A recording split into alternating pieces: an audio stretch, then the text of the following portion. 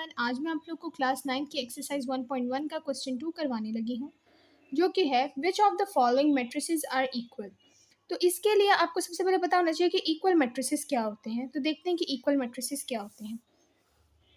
Equal matrices, इसकी दो conditions होती हैं। हम सपोज कर लेते हैं कि एक मैट्रिक्स है ए और एक मैट्रिक्स है बी। तो इसकी पहली कंडीशन ये है कि the order of A is equals to the order of B. Order of matrices मैंने आपको अपनी लास्ट वीडियो में बताया था कि ऑर्डर ऑफ मैट्रिसेस वो होता है जिसमें आप रोज़ और कॉलम देखें कि कितनी रोज़ हैं और कितने कॉलम्स हैं।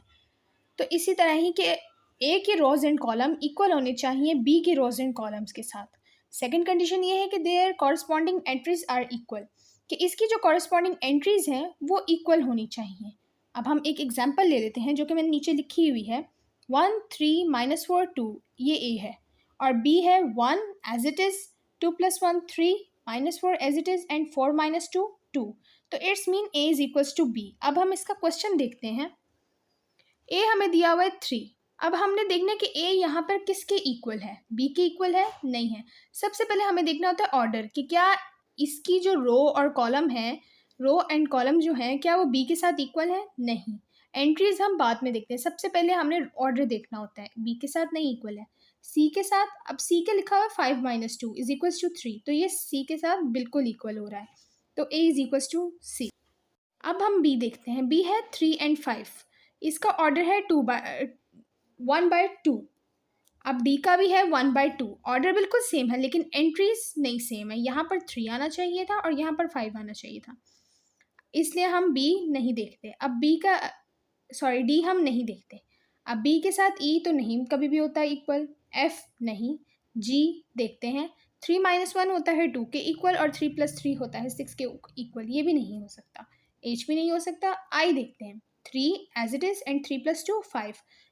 सो हम कह सकते हैं कि I is equals to B या बी इज इक्वल्स टू आई। फिर हम देखते हैं सी ऑलरेडी हो गया है। डी देखते हैं 5 और 3।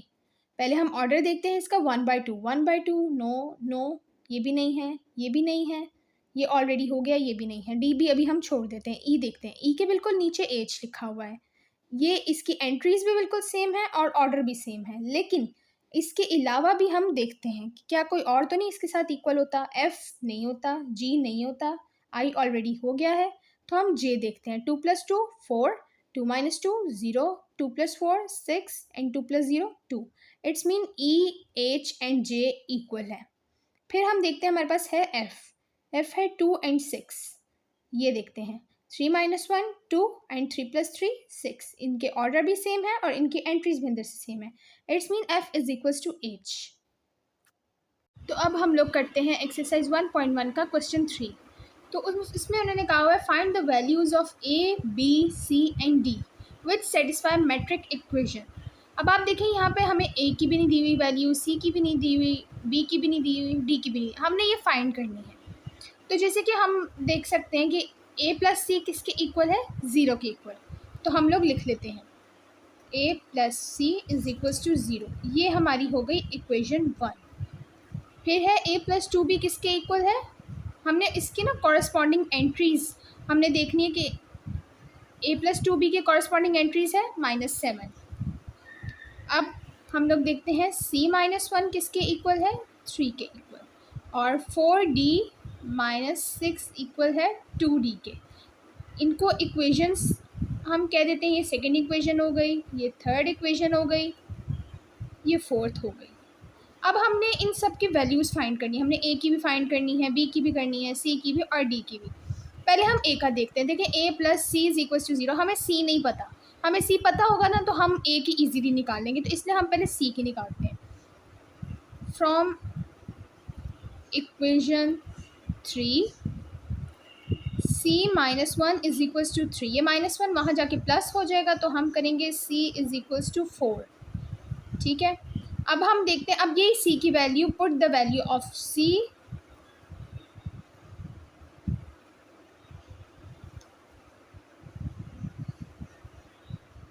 In equation 1। Put the value of c in equation 1।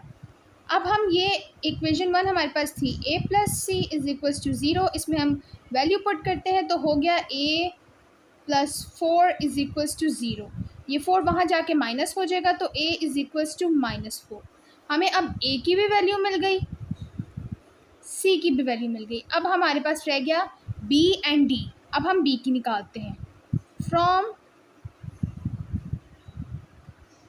Equation 2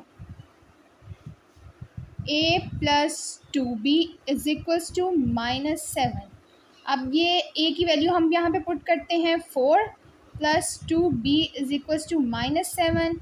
2b is equals to -7 -4, sorry a की वैल्यू पुट की ना तो -7 प्लस 4, ये हो जाएगा 2b is equals to -3, b is equals to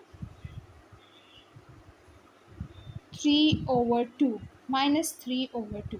हमें b भी मिल गया। हम लोग करते हैं d की वैल्यू। हमारे पास हमें b की भी मिल गई, a की भी मिल गई, c की भी, अब d की रह गई। हम लिखेंगे from equation 4d - 6 is equals to 2। हम सबसे पहले क्या करेंगे, 6 को यहाँ ले जाएंगे और 2 को यहाँ पे लेंगे। 4d - 2d is equals to 6। 2d is equals to 6, d is equals to 6/2। ये कट हो जाएगा और आंसर आ जाएगा 3। ये हमारे पास मिल गई d की भी वैल्यू।